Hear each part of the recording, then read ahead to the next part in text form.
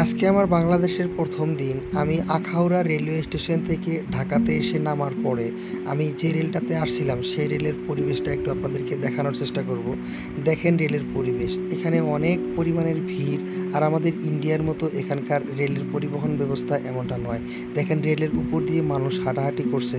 আমি রীতিমতো তাজ্জব হয়ে গেছি যে আসলে এটা কী অবস্থা, আমাদের ইন্ডিয়াতে কিন্তু এমনটা হয় না।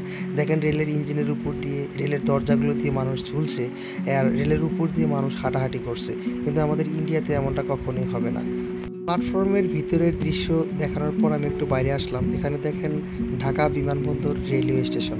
এখানে প্রচণ্ড পরিমাণের ভিড় পাবেন, আপনারা ব্যস্ত শহর পাবেন। এখানে আপনি ব্যাটারি চালিত গাড়িও পাবেন, এখানে সিএনজিও পাবেন। এখান থেকে আপনি যে কোনো জায়গায়, ঢাকাতে যে কোনো জায়গায় যেতে পারবেন। এর একটু আগেই ঠিক অপোজিট সাইডে এখানে আপনি বিমানবন্দর পাবেন। তাকে উদ্দেশ্য করেই এখানে নামকরণ করা হয়েছে এই রেলওয়ে প্ল্যাটফর্মটাকে ঢাকা বিমানবন্দর রেলওয়ে স্টেশন নামকরণ করা হয়েছে। এখানে একটু নামার পর আমি এখান থেকে সিএনজি ভাড়া করে আমার যেটা বুকিং হোটেল ছিল সেই হোটেলের উদ্দেশ্যে এখান থেকে আমি রওনা হব। সেই হোটেলে গিয়ে আজকে রাতটুকু আমি কাটিয়ে কালকে সকালে আবারও ঘোরার জন্য বের হব। হোটেলে রাতটা কাটানোর পর সকালে আমার ঘুম ভেঙে যায়, কারণ আমি সারাদিন আমি জার্নি করে আমি আসছিলাম। আসার পর রাতে আমার ঘুম ভালো হয়নি, তো সকালে আমার ঘুম ভেঙে যায়। ঘুম ভেঙে যাওয়ার পর হোটেলের জানলা দিয়ে আমি একটু বাইরের দৃশ্য আপনাদেরকে দেখানোর চেষ্টা করতেছি। ঢাকা শহরটা কেমন, তো আপনাদেরকে একটু দেখানোর চেষ্টা করলাম। তো সারা রাত আমার ঘুম ভালো হয়নি জার্নি করে আসার জন্য। তো ঘুম ভেঙে যাওয়ার পর সকালে ঘুম থেকে উঠলাম। ঘুম থেকে ওঠার পর আমি আসছিলাম ঢাকাতে ঘোরাঘুরি করার জন্য। তো আর্লি ইন দ্য মর্নিং আমি ঘুম থেকে উঠে গেলাম। ঘুম থেকে উঠে যে আমি হোটেল থেকে বের হয়ে আমি সিএনজি বা যে কোনো কিছু ভাড়া করে আমি সর্বপ্রথম আমি চলে যাব মাওনার উদ্দেশ্যে। তো মাওনাতে গিয়ে আপনাদেরকে দেখাবো মাওনা নাকি একদম আসামের মতো, সেটাই আপনাদেরকে দেখানোর চেষ্টা করব। আমি আমার বন্ধুদের কাছে শুনছিলাম মাওনা নাকি একদম আসামের মতো পরিবেশ। সত্যিই আসলে আমি এখানে এসে আমার মনেই হচ্ছে না যে আমি আসলে বাংলাদেশে আছি। এখানে দেখেন আসামের মতোই, নামনি আসামের মতোই দেখেন এখানে শালবাগানগুলো বা পাহাড় এলাকা। আমাদের আসামটা যেমন একটু পাহাড়ি, কিন্তু এখানে সমান সমতল ভূমি, তারপরেও কিন্তু এখানে শালের বাগান। একটু আসামের ফ্লেভার এখানে পাবেন। তো বাইরের দৃশ্য একটু গাড়ি থেকে বসেই বাইরের দৃশ্য একটু দেখানোর চেষ্টা করলাম। আপনারা অবশ্যই আমার সাথে থাকবেন।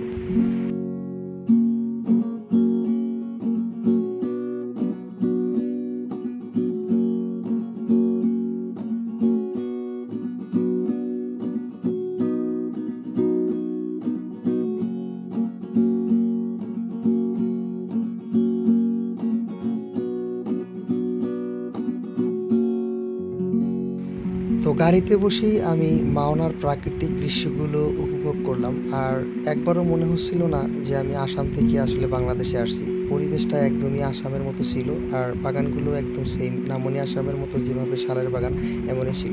তো ঘোরাঘুরি করার পর আমি ড্রাইভারের বললাম যে ভাই এবার আমরা চলে যাই মিরপুর 11-তে। তো বন্ধুরা, মাওনা থেকে আমি চলে আসলাম ঢাকা মিরপুর 11-তে। 11-তে এসে আপনাদেরকে মিরপুর 11-র যেটা শহর, সেই শহরটা একটু দেখানোর চেষ্টা করতেছি। তো একটু বাইরে একটু ঘোরাফেরা করলাম। ঘোরাফেরা করার পর আমি সারাদিন ঘোরাফেরা করতেছিলাম। তো করার পরে আমার খিদা পেয়ে গেছে, তো দুপুর হয়ে গেছে, আমি এবার একটু খাবো। তো খাওয়ার চেষ্টা করতেছি আর হোটেল একটু দেখতেছি কোথায় হোটেল আছে। তো হোটেল দেখে অবশ্যই হোটেলে খাবো। তার আগে আপনাদেরকে একটু মিরপুর 11-র যেটা পরিবেশ, সেই পরিবেশটা, সেই শহরটা একটু দেখাবো। দেখেন রাস্তার পাশ দিয়ে অনেক দামি দামি দোকান ছিল, আর দোকানের বাইরে দিয়ে কিন্তু ফুটপাতে যেগুলো কাপড়ের দোকান থাকে, সেই কাপড় দোকানগুলোতে মানুষ কাপড় বিক্রি করতেছিল, আর আমি এখান দিয়ে হাঁটতেছিলাম আর ভিডিও করতেছিলাম। তো বাইরের পরিবেশটা একটু আপনাদেরকে দেখানোর চেষ্টা করতেছি।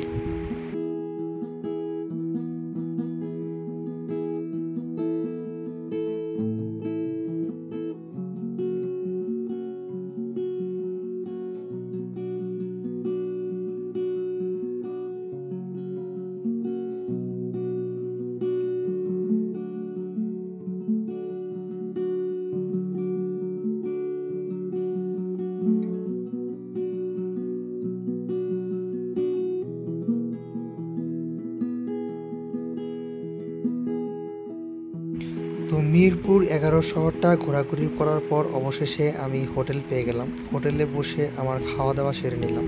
তো খাওয়ার আইটেম ছিল আমার তান্দুরি রুটি, মুরগির গ্রিল, আর ছিল বরহানি। তো আমি আগে অনেক নাম শুনেছিলাম যে বরহানি, আমার জানা ছিল না যে বরহানি জুস হয়। তো এখন দেখতেছি বরহানি জুস। আমি ভাবছিলাম বরহানি অন্য একটা কোনো ধরনের খাবার হবে বা রুটি-টুটি এমন ধরনের হবে বা চাউল-টাউল এমন ধরনের হবে। এখন দেখি বরহানি একটা জুসের মতো। আর আমার আরও একটা রেসিপি ছিল, সেটা হলো তান্দুরি রুটি। আমাদের ইন্ডিয়াতে মানুষ যেমন তান্দুরি রুটি খায়, সেম তান্দুরি রুটির মতোই, কিন্তু আমি ভাবছিলাম এটা তান্দুরি। তো তান্দুরি ভেবে খেয়ে নিলাম, অনেক সুন্দর ছিল। তো পেট ভরে খেয়ে নেওয়ার পর আমি মিরপুর 11 থেকে আমি মেট্রো করে চলে যাব মতিঝিলে। আমি যখন আসছিলাম তখন আমি শুনছিলাম এই ঢাকা মেট্রো সার্ভিসটা নতুন শুরু হয়েছে, তার জন্য ভাবলাম তো মিরপুর 11 থেকে আমি চলে যাব মতিঝিল পর্যন্ত মেট্রো করে চলে যাব। তো তার জন্য আমি মিরপুর 11 থেকে মেট্রো রেলওয়ে স্টেশনে আসতেছিলাম, সেটা ছিল চলন্ত সিঁড়ি। তো আমি চলন্ত সিঁড়ি দিয়ে মেট্রো রেলওয়ে স্টেশন যেখানে টিকিট কাউন্টার ছিল, তো তার উদ্দেশ্যে রওনা হলাম। তো এটা হচ্ছে মেট্রো টিকিট কাউন্টার। এখান থেকে আমরা মতিঝিলের উদ্দেশ্যে 2টা টিকিট নিয়ে নিলাম। টিকিট নিয়ে নেওয়ার পর আমি এখান থেকে বের হয়ে গেলাম। এখান থেকে বের হয়ে যাওয়ার পর আমরা জানলাম যে প্রতি 15 মিনিটের পর এখান থেকে ট্রেন আসে। আমরা সরাসরি ট্রেন লাইনে চলে গেলাম, মেট্রো লাইনে চলে গেলাম মেট্রোতে চড়ার জন্য। তো মেট্রো লাইনে এসে আমরা দাঁড়ালাম। দাঁড়ানোর পরে একটু আগেই ট্রেন চলে গেল। আমি খুব তাড়াতাড়ি আসতেছিলাম সেই ট্রেনটা ধরার জন্য। তো টেনশন করার কোনো দরকার নাই, প্রতি 15 মিনিট পর এখানে ট্রেন আসে। তো এখানে ট্রেন আসার পর আমরা সেই ট্রেনে উঠে যেতে পারবো। তো ট্রেন আসার পর এখানে এই গেটগুলো দেখতেছেন, এই গেটগুলো কিন্তু অটোমেটিক্যালি খুলে যাবে। অটোমেটিক্যালি খুলে যাওয়ার পরেই আমরা সেই ট্রেনে চড়তে পারবো। তো সেই 15 মিনিট পর যে ট্রেনটা আসবে সেই ট্রেনটার অপেক্ষায় আমি এখানে দাঁড়িয়েছিলাম আর অপেক্ষা করতেছিলাম। তো বেশিক্ষণ অপেক্ষা করার দরকার হয় নাই। তো একটু অপেক্ষা করার পরেই সেই ট্রেনটা চলে আসে। ট্রেনটা চলে আসার পরে আমরা সেই ট্রেনে চড়ি। তো একটু পরেই সেই ট্রেনটা চলে আসবে। তো সেই ট্রেনটা আপনাদেরকে আমি দেখাবো। তো আমি মনে হয় আমার 10 মিনিট পরেই সেই ট্রেনটা আবারও চলে আসলো। দেখেন ইতিমধ্যে এই ট্রেনটা চলে আসলো। চলে আসার পরেই এই অটোমেটিক্যালি এই ডোরগুলো খুলে গেল। খুলে যাওয়ার পর আমি সেই মেট্রো ট্রেনে প্রবেশ করে নিলাম। মেট্রোতে প্রবেশ করার পর আমি দেখলাম অনেক ভিড়। তারপরেও নতুন মেট্রো চালু হওয়ার জন্য মেট্রোটা অনেক সুন্দর ছিল আর একদম ব্র্যান্ড নিউ গাড়ি ছিল। তো এসি কন্ডিশন খুবই ভালো ছিল, একদম ফুল এসি ছিল। তো ভিড় হওয়ার সত্ত্বেও খারাপ লাগছিল না, অনেকেই দাঁড়িয়েছিল। তারপরে অনেকটা ভালো লাগতেছিল, একদম এয়ার কন্ডিশন। অধিক গরমের ভিতর থেকে এয়ার কন্ডিশনের ভিতরে ঢুকে মজাই লাগতেছিল, অনেক ভালো লাগতেছিল। তো বন্ধুরা, একটা জিনিস আপনাদেরকে দেখানো হয় না, সেটা হচ্ছে মেট্রোর টিকিট। এই মেট্রোর টিকিটটা কিন্তু স্মার্ট হয়, স্মার্ট কার্ডের মতো। তো একটা কার্ড দেওয়া হবে, এই দেখেন মেট্রো, এটা হচ্ছে মেট্রোর টিকিট। তো এটা সুইপ করে কিন্তু আপনার গেট পার হতে হবে বা এই গেটটা খুলতে হবে। এটা যদি আপনার কাছে না থাকে তাহলে কিন্তু মেট্রো সিকিউরিটি গার্ড আপনাকে ধরে ফেলবে আর আপনাকে অবৈধ বলে আপনাকে যে কোনো শাস্তি দিতে পারে তারা, বা ফাইনও কাটতে পারে। তো এটা অবশ্যই আপনার জরুরি, এই সুইপ কার্ডটা কিন্তু আপনার নিতে হবে। এই যখন আপনি মেট্রো থেকে নামবেন তখন আপনি এই সুইপ কার্ডটা দিয়ে সুইপ করেই গেট পার হতে পারবেন। আর এই সুইপ কার্ডটা না থাকলে সেই মেট্রো সিকিউরিটি গার্ড আপনাকে ধরে ফেলবে। তো দেখেন এখানে একটা ডিসপ্লে শো করতেছে। এই ডিসপ্লে কিন্তু আপনি এখানে সব কিছুই লেখা থাকবে, কখন ট্রেনটা কোন গন্তব্যস্থলে পৌঁছেছিল, তো সেখানে কিন্তু সেই ইনফরমেশন দেওয়া থাকবে। আর এখান থেকে তারা অ্যানাউন্সমেন্ট করে বলেও দিতেছিল যে কখন কোন জায়গাতে এই ট্রেন এসে পৌঁছিতেছে। তারপর এখানে আপনি কিন্তু দেখতেই পারবেন যে পরের স্টেশনটা কোথায় বা তার একদম যেখানে আপনার গন্তব্যস্থল, এই স্থলটা আপনি কখন গিয়ে পাবেন। তো বন্ধুরা, আমি আমার গন্তব্যস্থলে পৌঁছে গেছি। এই গেটটা কিন্তু এবার অটোমেটিক্যালি খুলে যাবে। দেখেন এখানে লাস্ট স্টপেজ মতিঝিল। তো মতিঝিল আসার সাথে সাথে এই স্টপেজটা কিন্তু, এই গেটটা কিন্তু অটোমেটিক্যালি খুলে যাবে। খুলে যাওয়ার পর আমরা এই গেট থেকে নেমে যাব। তো এখান থেকে আপনাকে বলে দিবে কখন কোন গেটটা খুলবে। কখন লেফট সাইডের গেটটা খুলবে তখনও অ্যানাউন্সমেন্ট করে তারা বলে দিবে। আর যদি ডান সাইডের গেটটা খুলে তারা অ্যানাউন্সমেন্ট করে আপনাকে জানিয়ে দেবে। তো গেটটা খুলে যাওয়ার পরে আমি ফাইনালি মতিঝিলে নেমে গেলাম। নেমে যাওয়ার পরে আস্তে আস্তে আমি হাঁটা শুরু করলাম। এখনই কিন্তু আপনার টিকিটের প্রয়োজন হবে না। আপনার টিকিটের প্রয়োজন হবে যখন আপনি ফাইনালি মেট্রো রেলওয়ে স্টেশন থেকে বাইরে বেরোবেন, তখন আপনার হাতে যেটা স্মার্ট কার্ড আছে বা টিকিট আছে সেই টিকিটটা কিন্তু আপনার দরকার হবে। মেশিনে সুইপ না করলে কিন্তু আপনি এখান থেকে বার হতে পারবেন না। আর সেই কার্ডটা যদি আপনার কাছে না থাকে তাহলে কিন্তু মেট্রো গার্ড আপনাকে ধরে ফেলবে, আপনাকে অবৈধ বলে ঘোষণা করবে। তারা কিন্তু আপনাকে ফাইন করবে বা যে কোনো শাস্তি দিতে পারে। তো কখনোই এই কার্ড ছাড়া আপনারা কখনোই আসবেন না বা এই কার্ড কখনোই হারাবেন না। যদি কার্ডটা হারায় তাহলে কিন্তু বিপদে পড়ে যেতে পারেন। তো বন্ধুরা, এখান থেকে চলন্ত সিঁড়ি দিয়ে আমরা নামবো। তো একটু আগে আপনারা পায়ে হেঁটে সিঁড়িও ছিল, কিন্তু আমরা ভাবলাম যে আমরা চলন্ত সিঁড়ি দিয়ে নামবো। তো তো চলন্ত সিঁড়ি দিয়ে নামার জন্য আমরা এখানে চলে আসলাম। তো চলন্ত সিঁড়িতে এখানে অনেকটা ভিড় ছিল, তারপরেও আমি চলন্ত সিঁড়ি দিয়ে নামার চেষ্টা করলাম। তো এখান থেকে আমরা চলন্ত সিঁড়ি দিয়ে নামলাম। তো আস্তে আস্তে ভিড় কমে যাচ্ছিল। তো চলন্ত সিঁড়িতে নেমে যাচ্ছিলাম। চলন্ত সিঁড়িতে নামার সময় অনেক মজাই লাগতাছিল। তো নিজে নিজে নেমে যায়, আমার আর হাঁটতে হয় না। তো ভাল লাগতাছিল। তো অনেক ভিড় ছিল, তাও আমি বললাম যে না, আসলে আমরা চলন্ত সিঁড়ি দিয়ে নামবো। তো চলন্ত সিঁড়ি দিয়ে নেমে গেলাম।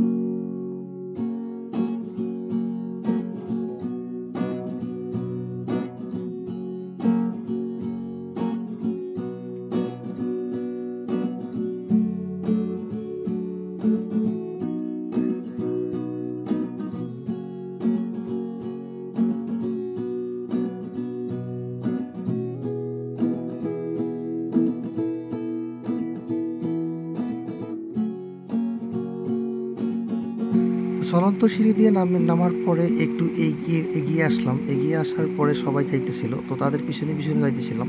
তো যাওয়ার পরে একটু আগেই দেখতেছিলাম এখানে সেই গেটটা, যে গেটটা আমাদের পার হতে হবে সেই সুইফট কার্ড দিয়ে। তো একটু এগিয়ে গেলাম, সবার পাশাপাশি গেলাম। পাশাপাশি যাওয়ার পরে দেখলাম এখানে সবাই সেই কার্ডটা চেক করে, তো সুইফট করে, তো সে সবাই বার হচ্ছে। এখানে কিন্তু সেই কার্ডটা আপনার রেখে দেওয়া হবে। যেই মাত্র আপনি সুইফট করবেন, অটোমেটিক্যালি সেই কার্ডটা আপনার হাত থেকে একটা বাক্সের ভিতরে গিয়ে পড়বে, আর আপনাকে যাওয়ার জন্য গেটটা খুলে যাবে। তো এখানে এসে আমার সেই কার্ডটা পকেট থেকে বার করলাম। বার করার পরে সেই সুইফট মেশিনে আমি যেমাত্র সুইফট করার সাথে সাথে গেটটা খুলে গেল, আর এখানকার গার্ড আমাকে যাওয়ার পারমিশন দিয়ে দিল। দেখেন সবাই কিন্তু এখানে সেই কার্ডটা কিন্তু সুইফট করতেছিল। এখানে কিন্তু গার্ডও আপনি পাবেন। তো আপনার কাছে যদি এই সুইফট কার্ডটা না থাকে, তাহলে কিন্তু আপনাকে গার্ড ধরে ফেলবে। তো দেখেন এখানে অনেকটাই ভিড় ছিল। তো তারপরেও আমি পকেট থেকে কার্ড বের করে লাইনে প্রবেশ করলাম। লাইনে প্রবেশ করার পরে আমার সিরিয়াল চলে আসলো। সিরিয়াল চলে আসার পরে আমি সবার মতো করে আমার কার্ডটাও দিয়েও আমি সুইপ করলাম। সুইপ করার পরে আমার কার্ডটা কিন্তু তারা সেই বাক্সের ভিতরে চলে গেল। দেখেন এখানে আমার কার্ড দিয়ে সুইপ করলাম, সেই বাক্সের ভিতরে চলে গেল।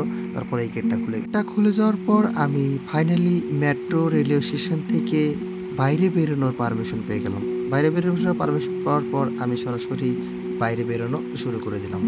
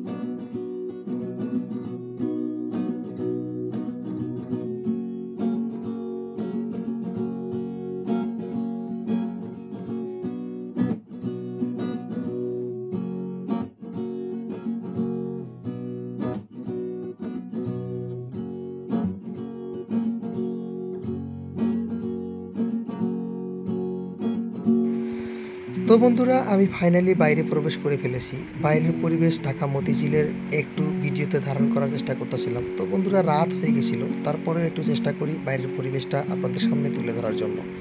তো বাইরে ঘুরতে ঘুরতে আমি এই শাপলা ফুলটা দেখে আমার সেই বাংলাদেশের সেই বিখ্যাত গানের কথা মনে পড়ে গেছিল। সেই গানটা ছিল, তুমি সুতোয় বেঁধেছো শাপলার ফুল নাকি তোমার মন। তারপরেও একটি ভিডিও করলাম। একটি ভিডিও করার পরে আমি বিল্ডিংগুলো একটু চারি সাইডটা একটু দেখতে দেখতে আমি দেখতেছিলাম শেখ মুজিবুর রহমানের ছবিটা। তো আমার কাছে অনেক ভালো লাগতেছিল, যে তখন মনে হইতেছিল না আমি আসলে প্রপার বাংলাদেশে প্রবেশ করেছি। তারপর আমি ভিডিও করতেছিলাম আমার হাতের ফোনটা দিয়ে। রাত হয়ে যাওয়ার পর আমার ফ্রেন্ড আমাকে বলল যে বাইরে বের করে এভাবে ফোন দিয়ে ভিডিও করা যাবে না, ফোনটা নিয়ে দৌড় মারবে মানুষে। তো রাত হয়ে গেছিল, রাতের বেলা আমি আর ভিডিও করা বন্ধ করে দিলাম। তো আমার ফ্রেন্ড আমাকে বলল যে আপনার ফোন চুরি হয়ে যেতে পারে বা কেউ নিয়ে দৌড় মারতে পারে। তো আপনারা যারাই বাংলাদেশে ঘুরতে আসেন, তারা সবসময় হাতের সেলফোন বা আপনার ক্যামেরা বা আপনার মানি ব্যাগ বা আপনার পার্স বা আপনার যাবতীয় ডকুমেন্ট, পাসপোর্ট, এগুলো সবসময় আপনি বি কেয়ারফুল রাখবেন।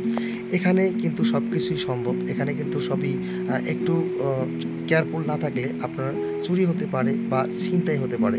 তো বন্ধুরা, আমি ডক্টর মিজানুর রহমান রহমান সাহেবের একটা ওয়াজ শোনাকালীন আমি একটা কথা শুনছিলাম। এখানকার জাতির পিতা শেখ মুজিবুর রহমান বলছিল যে অন্যান্য দেশ যারা পেয়েছে, কেউ পেয়েছে সোনার খনি, কেউ পেয়েছে হীরার খনি, কেউ পেয়েছে কয়লার খনি, কেউ পেয়েছে তেলের খনি, আর আমি পেয়েছি চোরের খনি।